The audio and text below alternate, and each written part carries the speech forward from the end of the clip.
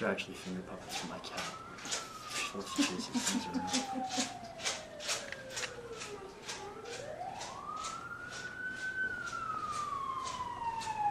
Nice background sound. The siren.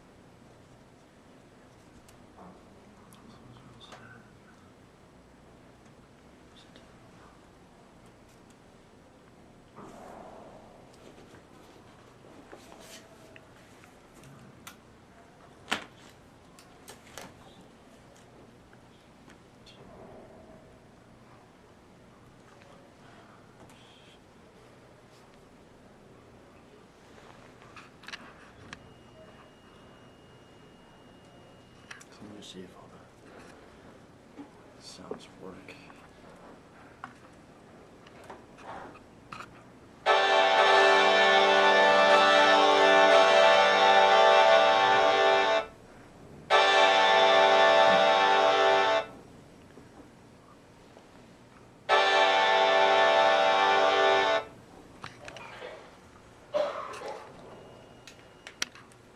I should have done this earlier. Okay.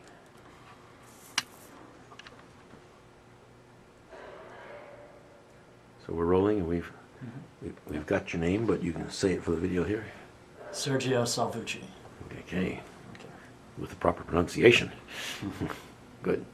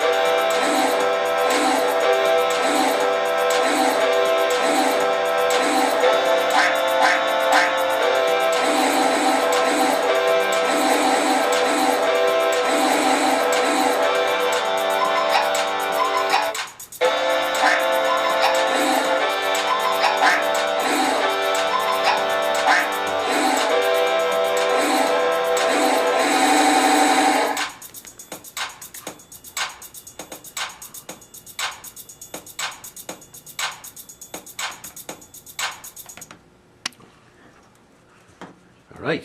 So something like that. That's good. Good job. Good job. Good job. So what were some of the challenges you had? Getting everything to connect properly and not transmit conductivity between these. I figured paper clips were just the easiest way to do it. And I used the glove to isolate all the sounds because the glove is non-conductive. And then I ground myself. There's a paper clip going inside, so I can just literally touch it.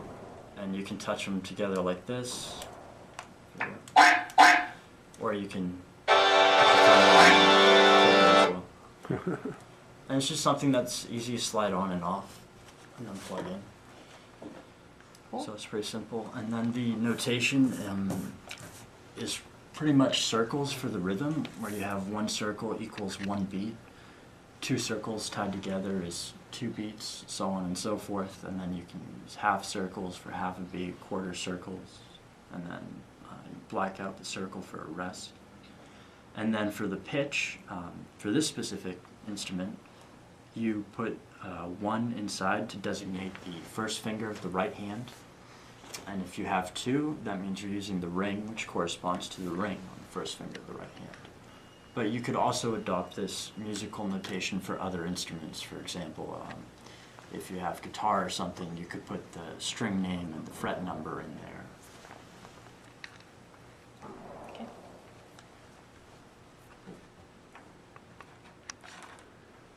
All set? Yep. Do you want the sound plant at all, or?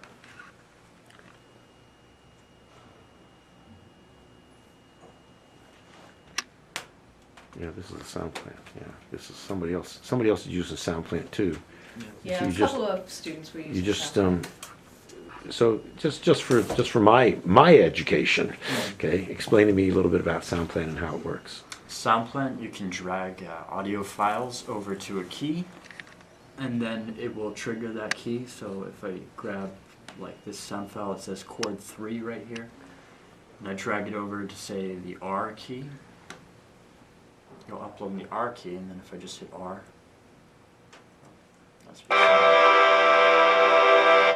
it'll play it. Okay. So what we can do is we can drag different sound files in there, and then you can actually edit the sound. You can shorten it or elongate it. You can change the volume. You can pan the different sounds. You can change the pitch. There's a lot of things you can do in here. I still haven't fully exported it. And it's a free program, yes? Yep, it's a free program. And it's one of the ones suggested by Eric on his website, right? It is, and I noticed that the assignment called for different timbres, different instrumentations, and I didn't think I could do that with a lot of the programs I was finding, and I found this. So it made it a lot easier.